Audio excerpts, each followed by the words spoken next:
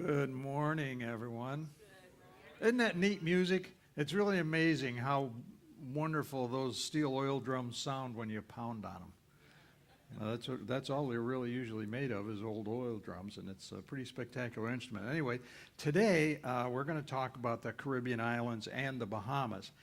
Yeah, I know, technically the Bahamas are not in the Caribbean Sea, but they do share many common attributes, and so we're going to kind of lump them together a little bit. And we're going to start with some information about islands in general, and then we're going to turn our attention to our port of call in Nassau. There are over 40 different political bodies that have territory within the hundreds of islands that make up the Caribbean, and the islands there range in size from the largest, that's our friends at, where are we here? Cuba. And that's nearly 43,000 square miles, to the smallest, which is Little Cayman, shown by the arrow there, and that's less than 10 square miles. Cuba's population is 12 million. Little Cayman's is 190, so there's a pretty big range of populations. And there are also many, many, many unpopulated smaller islands that might only be a few hundred yards across. And of course, there's also just rocks that stick up. Many Caribbean islands are created by plate tectonics, and that's the movement of the Earth's crustal plates. When the top plate, in the particular case that's shown in this illustration, is forced upward, it creates new land from the old sea floor. Basically, the basalt that was on the ocean floor and the limestone that was down there gets pushed up. Primary rock formation there is always going to be limestone over that basalt. And limestone is simply just the accumulation of calcium products that come from dead sea life, things like shrimp and snails and all those sort of things. And that type of island is what we're going to find in the Bahamas. I mean, it's not a volcanic island. They're all uplift islands. Another way islands are formed is when this particular little dynamic happens, a volcano occurs under the water, and that volcano spews lava that comes up and forms an island that's kind of like a big pointy thing, like a big cone. She wants me to go to sleep. Oh, anyway.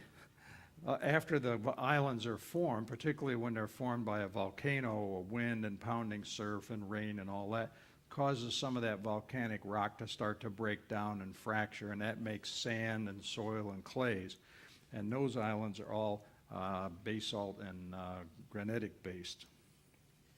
Another way islands are created, actually more often enlarged than created, is through the growth of corals. Over 9% of the world's corals exist in the Caribbean area. Coral reefs are composed of many species of fish, plants, shellfish, and microorganisms. They start construction basically in pretty shallow water. Has to be moderately warm, although they have found recently some very cold water corals. Generally, they're near continental shelves and a lot of times just on these newly formed volcano cones. In warm waters that are rich with nutrients, coral grows very rapidly, and it takes hold and thrives. It becomes really a major part of the island. It builds up over millions of years, and these reef makers actually secrete a calcium carbonate, and that forms a very hard skeleton.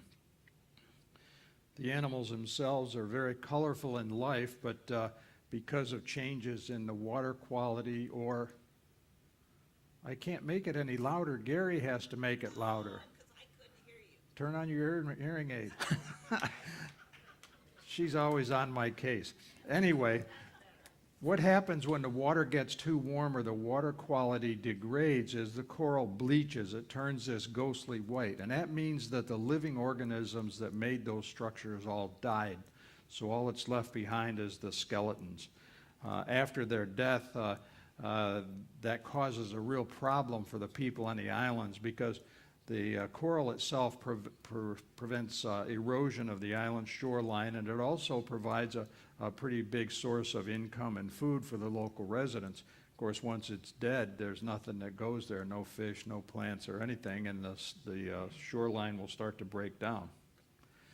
Once an island does form, though, weather becomes probably the most important factor. The windward side of an island is generally much greener and more densely covered with plants than the other side of the island. and that's because the prevailing wind coming in off of the water brings moisture from the sea up over the land. And then as that moist air gets pushed up by the height of the island, the water condenses and it comes out as rain. The more hilly an island is, the more rain will happen on the windward side. And again, that wet air gets cooled as it gets lifted. It doesn't have to get lifted very high, because the temperature change could change dramatically just in, maybe a couple of 100 feet. So it doesn't have to be a gigantic mountainous island. Early visitors to these new islands are often birds who kind of come here to see what's going on, and they carry plant and tree seeds both in their feathers and in their gut. The seeds are moved also by currents and sometimes by very strong winds. To give you an example, hurricanes can carry seeds and plant cuttings, if you will, hundreds of miles across open water. Anyway, once the seeds are dropped on land, because that land is pretty fertile, volcanic land is always pretty fertile, vegetation will take hold and it will start to grow quite rapidly. Very low islands, and on the other side of the island where there's a big hill, you'll find a place that doesn't get very much rain. They may have very near desert-like conditions, and on the leeward side of an island, that's a side sheltered by the big mountain, or on these very low islands, the land will be much drier and pretty barren. Succulents and cacti are the predominant plant life on those islands and in those places. The Bahamas basically are ringed by abundant marine life. There's tons and tons of marine life all around the Bahamas, but most of the island's surfaces are flat, rocky, and dry. Okay, some of the plants in the Caribbean islands don't grow anywhere else in the world. That's also true in the Bahamas. So guess what kind of plants grow on the leeward islands? Well, one of them is a Turk's cap cactus. Kind of a cute little thing. It would make a nice hat. No, not really. It's distinguished by the flower on top, which looks somewhat like a Turk's fez, the fez hat that the Turks wore.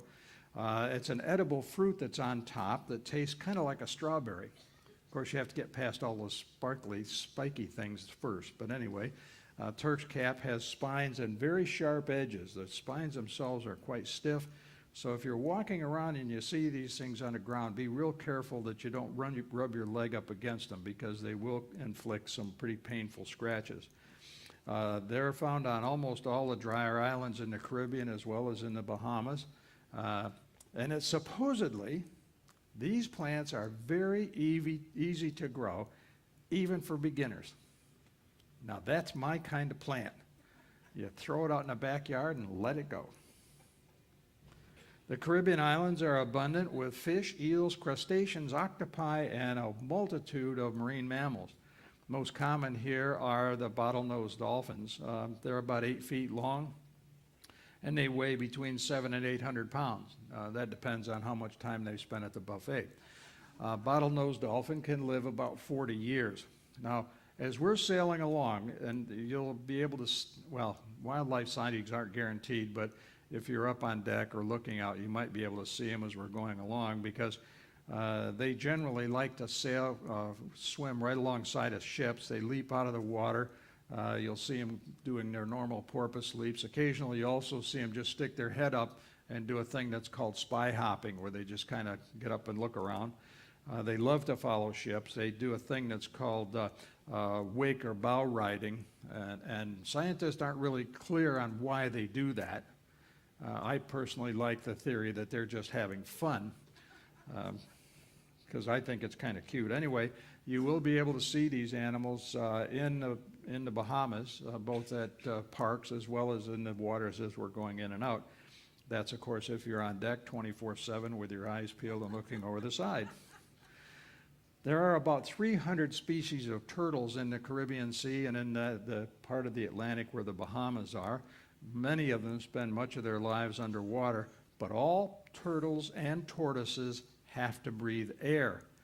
They need to surface at regular intervals to fill their lungs.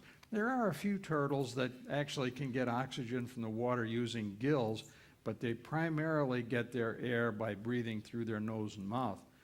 Now, the turtles lay a slightly soft and leathery egg, just like other reptiles.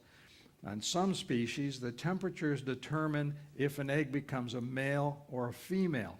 Higher temperatures create females, while lower temperatures create more males. And one of the concerns in the turtle science community is that the rising temperatures of both land and sea is going to change the balance of the male to female ratio within the turtle community. We're not really sure what that's going to result in. Reptiles most likely came to the islands by catching a ride on floating debris. And the only two that you're really going to see out here are iguanas and caiman. Before man arrived, there were probably no mammals. Now, my opinion is the mammals just weren't as smart as the reptiles because they didn't know how to catch a ride.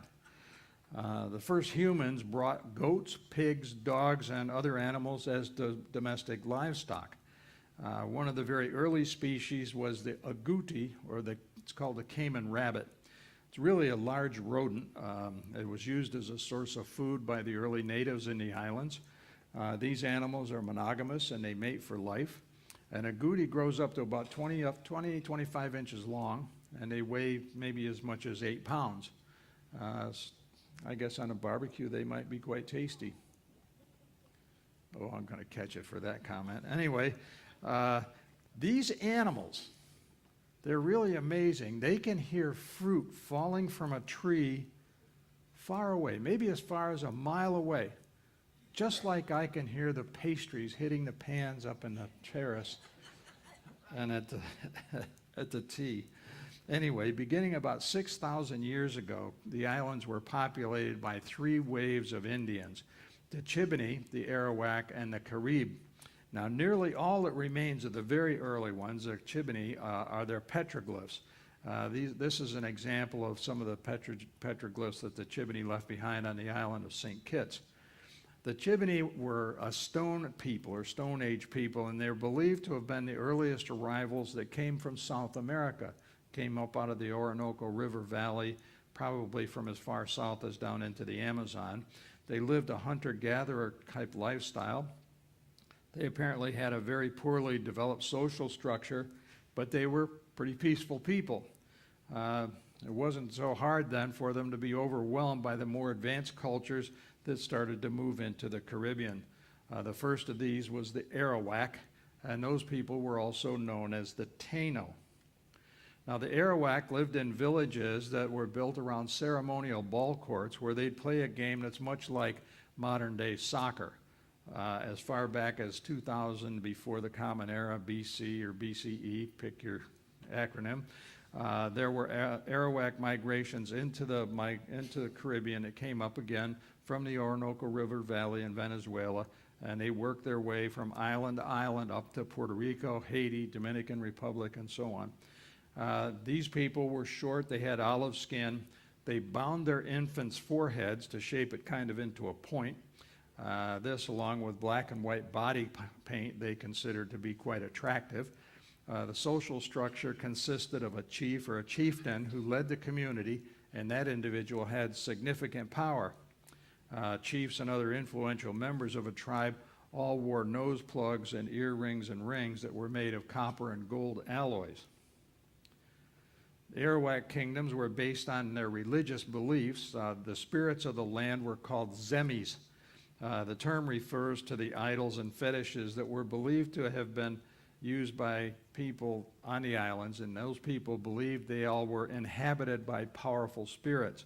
Usually the early ones, or stone ones, were made of small, kind of 3-pointed carvings that were often a human head, or kind of a human head shape, or maybe a zoomorphic animal form.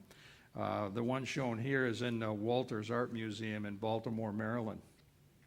The most prevalent form, however, was the human head. It's most often a death head, a skeleton or whatever, and it suggests that the culture was pretty much preoccupied with their mortality. The zemis also were represented in dolls that were made of wood, stone, bones, and sometimes even human remains. People made offerings to these little dolls to keep them in their good graces. Zemis were kept in the home. Sometimes they made special sanctuaries where they were honored with food and other gifts because the people wanted protection from disease and because of where they were located, from natural disasters, usually in the form of really bad storms. In the 13th century, the Arawak were conquered by the Carib, who conquered all the other tribes. And then what the Carib would do is they would take the other tribes' women as their wives. As a result, the children in the Carib tribes ended up being socialized all along Arawak lines because the kids grew up with Arawak women. The Carib were a tropical forest people who, again, originated down in South America. These people built small framed houses that were surrounding a central fireplace. They didn't have the ball court that the Arawak had. That central fireplace area was a ceremonial center. The Carib were a little more hostile than the Arawak, actually a lot more hostile than the Arawak. They did use similar canoes, but they employed their canoes more for a warlike activity. They were cannibals, and they were reported to have barbecued their captives. Actually, they washed them down with cassava beer, so that probably was a pretty nice meal. Anyway, in the Barbados, it was reported that the Carib ate an entire French ship's crew in 1596. Hey, who doesn't like French food, right? Speaking of food, now the early islanders left their influence on modern diet and way of life. Their culture gave the English language many words that we frequently use to this very day. Island food crops such as tomatoes, pineapples, pumpkins, and maize spread all around the world. The Indians also grew cashews and tobacco. Now, the next time you buy an avocado or have a barbecue at your home, remember the people who first used these terms. Well, okay, so what happened to all of them? Well, Christopher Columbus, to make it short, he convinced Queen Isabella and King Ferdinand of Spain to underwrite a voyage to go someplace that he didn't know how to get to. But anyway, he convinced them to finance it, and they wanted to find a sea route to India. On his first voyage in 1492, Columbus landed in the Bahamas, not too far from where we're going to land. He believed that he had reached, legend says, that he believed that he had landed in India. That's why he called the people Indians. Anyway, Columbus kidnapped about 25 Indians and took them back to Spain. Only about 7 or 8 of them survived that trip. Columbus also took with him some parrots, some gold trinkets, and other exotic loot. With that, he was able to pretty much persuade the crown to fund another voyage, and then ultimately another one after that. But as they say, that's another story. So let's go on to Nassau and the Bahamas. The Commonwealth in the Bahamas encompasses about 180,000 square miles of ocean, consists of more than 700 islands, cays, and islets in the Atlantic, and there are also about 2,500 rocks that just stick out of the water to make it more fun to navigate through. The name Bahama came from the Spanish Baja Mar. Basically, it means shallow sea, and when we're going through there, you will notice that you'll almost always be able to see the light-colored sand on the bottom. It's very, very distinct from what we've been used to in the deep waters that we've been sailing in. The Bahamas is one of the only 2 countries in the world whose official name has the word "the" in it. What's the other one? Nope. The Gambia. Ah, see, gotcha. That's the official name. The United States is just the United States of America, no "the." Anyway, our port of call Nassau is the capital city, and it's on the island of New Providence. New Providence is the most populated island in the Bahamas, and it contains about 70% of the total population of the country. The Bahamas, as I said, are not volcanic like most of the Caribbean and Pacific islands. Bahama landmass rests on a pretty immense plateau of limestone that was formed sometime between 1 and 2 million years ago. Because it's limestone, when we get ashore, you'll be able to see examples, a lot of different examples of the way that limestone can be eroded. It comes into a lot of shapes and interesting conditions. During the last ice age, 70 to 10,000 years ago, the sea level dropped as much as 400 feet, which meant that all of the plateau out here essentially was dry land, and that exposed the whole thing. As the ice age ended, the sea level started to come back up again. And that accounts for the formation inside the islands of stalactites and stalagmites in the limestone caves that are all around these islands. The water also erodes that limestone. There's a lot of sinkholes and caves on the island. And limestone is frequently worn real razor sharp. We've been in other places where you had a chance to go to forts and stuff that had a lot of limestone in them, and the water just makes that limestone have these little ridges that are very, very sharp. So you have to be a little careful when you stumble and fall, because you could get a pretty nasty little scratch. There are no freshwater rivers in the Bahamas. They have creeks, that's kind of like this one that's found out on Shroud Cay, but it's not a creek that we think of, because it's just a salt water that runs in and out of the island based on the tides. As a result of the lack of fresh water and the fact that the soil in the Bahamas is very thin, there's really a limited amount of plant life, and of course the lack of water makes it a really harsh environment for both plants and animals. Luckily, the growth of coral reefs on the limestone makes for pretty clear water. I mean, it's very, very clear water for the most part all around the Bahamas. Wave action over the centuries has created the spectacularly beautiful white beaches. Sand is made up really of tiny fragments of coral and seashells and limestone. So it's a very, very unique set of sands. As we said, the island was originally under Spanish control following Columbus when he got to the New World. But the Spanish government showed no interest, basically, in developing the islands, and that left the Bahamas pretty much deserted until 1647. Then, a group of European Puritans who were sailing from England, actually they were sailing from Bermuda. They went from England to Bermuda, and then they were going to sail off to New England. And on the way, they got shipwrecked, caught in a storm. They were led by a man named William Sales. They were looking for a place, basically, where they could enjoy their religious freedom. But they were shipwrecked on the rocks off the shore of Eleuthera Island. Basically, it's another island in the Bahamas, not far from where we're going to be in Nassau. They called themselves the Eleutherian Adventurers.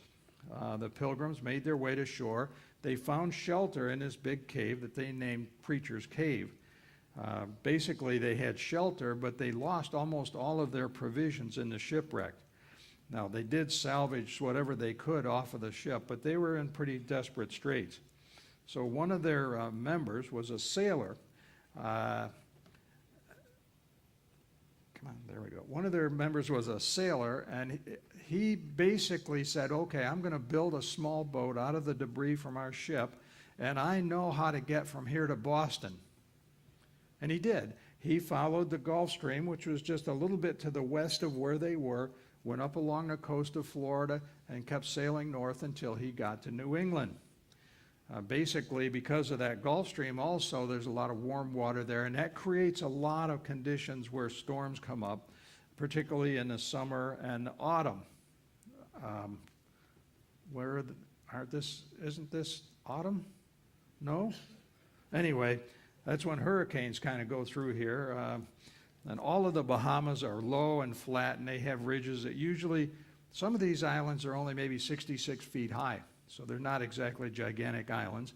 And you can really imagine if a hurricane did go through here, how devastating it would be. Regardless, that early sailor did make it to Boston, and the people of Boston rallied around. Again, the people in Boston at that time were mostly Puritans. They rallied around, they got together supplies, and they sent them back to the pilgrims that were here, and they established themselves on Eleuthera Island. The inhabitants of the Bahamas made their living primarily from the sea. They salvaged wrecks from the Spanish, the treasure fleets. They made salt, they fished for turtles and conchs, and they collected ambergris. Now, ambergris is a solid, waxy, flammable substance produced in the digestive system of a sperm whale. Kind of gives you an image, doesn't it? Now, before you poo-poo, pun intended, the ambergris, know that it's worth a lot of money. High-end perfume, such as that comes out of the house of Chanel and Lanvin, They take advantage of the ambergriss's ability to fix the scent on human skin. I bet you didn't know that, did you? Anyway, so when you're out beachcombing, if you find this stuff, you want to kind of look and maybe pick a piece of it up. Because recently an 11-year-old boy here in the Bahamas found a piece of ambergris that was valued at $15,000. And hey, you never know what you might find when you're out beachcombing. In 1684, the Spanish burned Nassau to the ground, as well as other settlements on New Providence Island and Eleuthera Islands. New Providence was rebuilt, and then it was resettled by people coming out of Jamaica. Nassau, the island's largest city, was originally known as Charlestown. It was renamed Nassau in honor of the Prince of Orange Nassau. That was his title, because he became William III of England. Because there were no effective governors at that time, Nassau pretty much fell on hard times. Spanish and French forces constantly took turns occupying the city, and it bounced back and forth. The Bahamas became what was called a pirate republic for 11 years. Several pirate captains used this place as a home port during the period, and that included our good friend Edward Teach, also known as Blackbeard. Woodes Rogers, another man, was the governor of Bermuda, and he claimed that there were about 1,000 pirates in Nassau at the time, and that they outnumbered the local residents. Captain John Howard Graysmith was one of the most notorious pirates that sailed in the waters of the Bahamas. He built a house called Graycliff Mansion. Now, over the course of its 275 or so year-long history, Graycliff has also been a home for royalty and had quite a few distinguished guests, including Winston Churchill.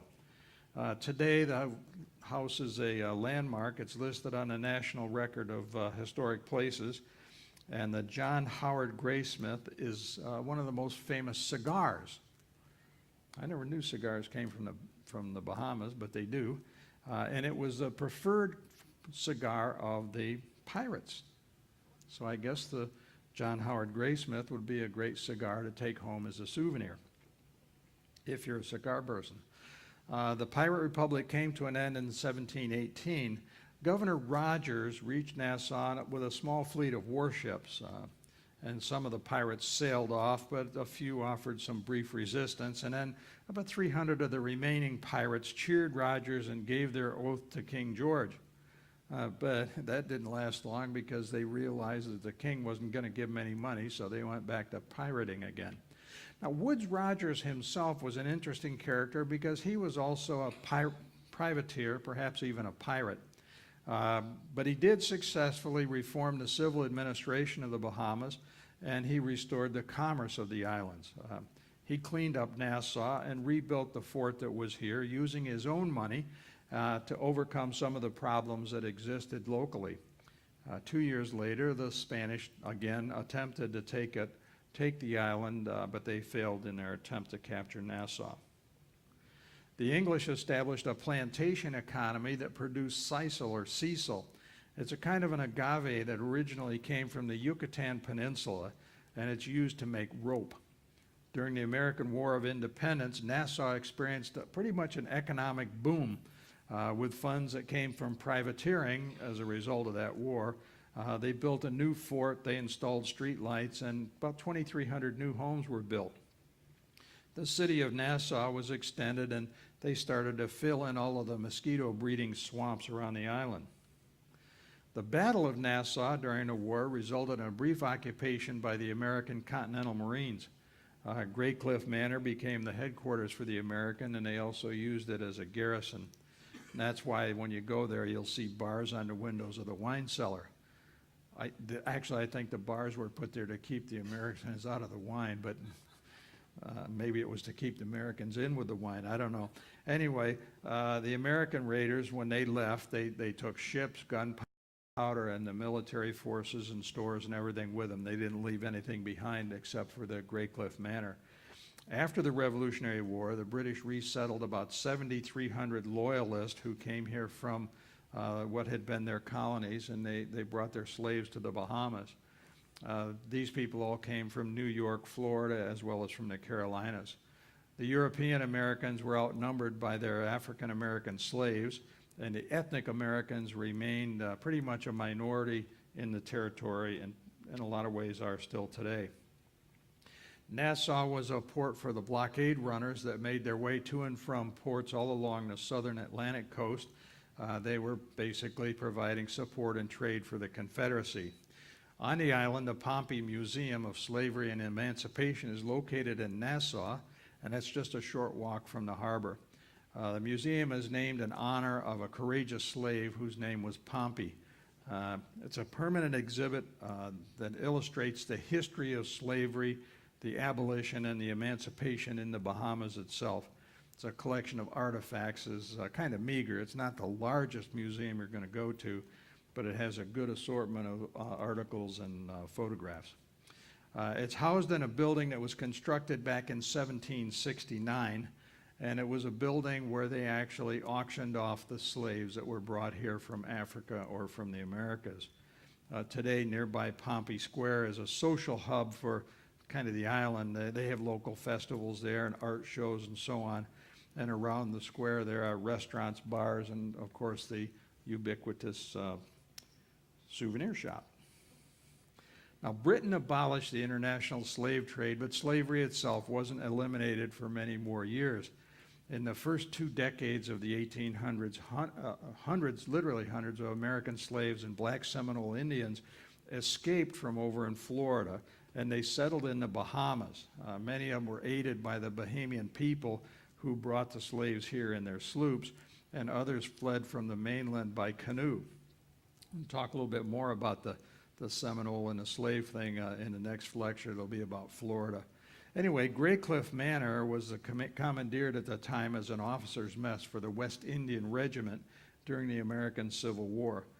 The Bahamas became headquarters for blockade runners that were selling cotton that came from the south to British mills. They had to have a way to get it across the ocean, and that was in exchange for guns and weapons for the Confederacy.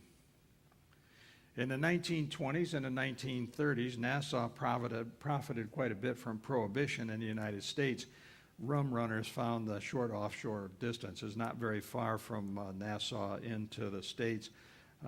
Pretty good for making a few bucks off of some illegal whiskey. And it wasn't until the post-Second World War era that the outer suburbs of the island were started to be populated. That actually is my rum runner boat from an earlier day. She needs a little bit of tender loving care, and I'll sell her to the highest bidder, at least for $1 or more. Anyway, growth since the 1950s here on the island has been more outward from the town of Nassau itself. It's interesting because those people who had European descent all built their houses along the shore. They didn't build their houses inland as the others did. There are several historic sites around Nassau to visit. The Queen's Staircase doesn't sound like much. It is kind of an interesting thing. It's a gateway to most of the, I guess you'd say, the best Nassau attractions. Back in the 1700s, some 600 African slaves carved this kind of notch down the side. They carved out this gorge, and then they built 66 steps coming down from the upper level to the lower level. It took a total of 16 years to complete that project. And people always wonder, well, it doesn't look like there's much there. Why have a staircase?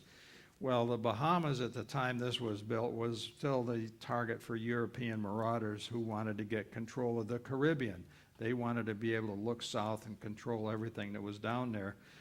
Since the British already had colonized this country, they were fearful of an invasion from France or from Spain, and so they built a number of forts around the island, and one of them was a place called Fort Fincastle. It had a very strategic position, but they needed to have direct access to it in the case of an attack, so they built this staircase. I don't know what they would have done if they were attacked in the 16 years it took them to build the stairs. It was only decades later that an impressive staircase was named in honor of the 65-year reign of Queen Victoria. She'd signed a declaration that abolished slavery on her ascension to the throne back in 1837. Now, to reach Queen Victoria's staircase, you can start at this place called Parliament Square in downtown Nassau. And if you don't recognize the square, you'll find this full-bodied statue of Queen Victoria sitting on her throne in kind of the middle of the square. Pretty impressive statue. If you have time to visit only one fort, see this one. It's called Fort Charlotte. It's by far the largest of the forts, covers about 100 acres. It was built in 1788. It was named after the wife of King George III. The fort has a moat, has dungeons, underground passageways, and some 42 cannons, so it's typical of most forts that have been restored as a park. None of the fort's cannons were ever fired in an act of war or aggression. But some days, I guess most days now, they do a celebratory noon firing of the gun. So you might hear it, or if you're out at the fort, you might be able to see it. Today there are characters that are dressed in period costumes who they exhibit things like basket weaving techniques, among other arts of the times. These are the times back in the 17 and 1800s. But Fort Charlotte does have a pretty impressive view of both Paradise Island and the city of Nassau itself. A very interesting place. There's a large straw market in Nassau, and it's also reachable from the Queen's Staircase. Basically, it's not just straw anymore. As you can see here, it's got a lot of other stuff that they sell. It's an authentic representation of an industry that has been growing basically since the 1940s on the islands. Originally, the craft and skill of plaiting, braiding, and weaving were pretty useful in the Bahamas because that's what they used for carrying things around for fishing and so on, and it was pretty much a subsistence lifestyle. But following the end of the Second World War, many North Americans started to visit the Bahamas.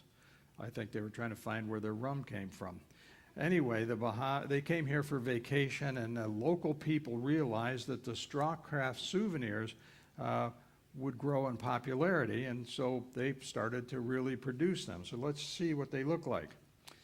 Some of the local people continue the black Seminole traditions. These were blacks who are slaves and Seminole Indians, sometimes half-breeds, who would then come across from Florida to live on the island. They still live there. But they have this tradition of basket weaving, and the baskets are made from palm fronds. That's a material that they commonly call straw. It's not what we would think of as straw necessarily. And they weave it into things like hats and bags and so on. And the slave descendants and the free Africans make up a majority of the Bahamian population. Some of the local Bahamians make straw and burlap voodoo dolls, even though their reputation is mostly based on American movies and not on historical fact. There is a form of folk magic in the Bahamas that is called obeah. Obeah is associated with luck and mysticism in general. It came to mean any practical object or physical object, such as a talisman or a charm, that was used for magical purposes, sometimes evil, sometimes not evil. Hollywood made it seem a whole lot darker than it really is. During the times of slavery, obeah was directed against the European slave masters, so there was a little bit of a dark side to it. Today, it's mostly practiced by some in the Haitian communities on the outer islands, not so much around Nassau itself. Obeah is illegal in the Bahamas, and it's punishable under their laws. It was believed that the practitioners were skilled in using poisons. And then not too long ago, a doctor examined the medicine chest of an obeah practitioner who was arrested way back in 1866. Of course, this examination was like 140 years after the arrest, so I guess it didn't hold up in court. Anyway, he found in that old practitioner's box of tools white arsenic as one of the powders, and then there were several other powders and potions that were in there that they were never able to determine exactly what they were. Obeah, as a character, has been featured in several movies. In James Bond's Live or Let Die, She was played by Jane Seymour. In the Pirates of the Caribbean, the character of Tia Dalma was called Obeah Woman. And she had, among other things, skills, the power to restore life. Now, if you want to really live it up on this island, you really would like to go out to the Blue Lagoon. And that's an island that's just not too far from Nassau itself. Blue Lagoon Island is also known by its official name, Salt Cay. It's a private tropical island. It has a pretty amazing history. Numerous pirates and privateers use this island as a hideaway and as a place to live, but not to bury treasure. So if you go out there, don't take a shovel because you won't find anything. Basically, they went there to collect salt from the lagoon, and they used that to preserve their food. During the Second World War, the island was used by the Allies as a secret training facility because they had their underwater demolition teams would swim around the island 3 or 4 times every day just for something to do, I guess, and for training. Blue Lagoon Island was once owned by the McCutcheon family. Their son John, you may recall, maybe not, was the Chicago Tribune chief foreign correspondent. He was a Pulitzer Prize winner, and he was recognized as the dean of the American political cartoonists. They owned this island, and he collected rocks as souvenirs from every place that he ever went to. He had a brick from the Great Wall of China, rocks from Napoleon's grave, things like that from all over the world, even one from the Ming Tomb, rocks from a lot of other places, and they're all on this island. So if you want to go out there and see some rocks, you could do that. He even had a rock from Bridgetown in the Barbados. Why did he collect that one? Because George Washington took his brother to the Barbados when his brother was suffering from smallpox. There's a little trivia thing for your afternoon team. Here's Susie playing with a stingray while we were on a recent cruise. Now, this one isn't at Blue Lagoon, but they do have a similar experience, very similar to that. The other picture of her that I have wasn't very flattering, so I had to use this one because the fish kind of filled it in. Blue Lagoon is a pretty exhilarating boat ride from the pier side to the island. It's not that far out there, and you can spend several hours or most of the day, doing things like playing with dolphins or seals or stingrays or just wandering around the island. It's not a really big island, but it's a very pleasant place. And whatever you do here in the Bahamas, I'm pretty sure you can expect to have a really great time. It's going to be a lot of fun. If you have any questions, I'm going to go out in Maristas for a cup of coffee. We can meet out there. And this will repeat on Channel 9 on your television. And watch your evening currents for the time for tomorrow's presentation. I think it's tomorrow. Can't guarantee that, but I think it's tomorrow. And that one will be about Florida and Miami. Thank you very much. Have a great day.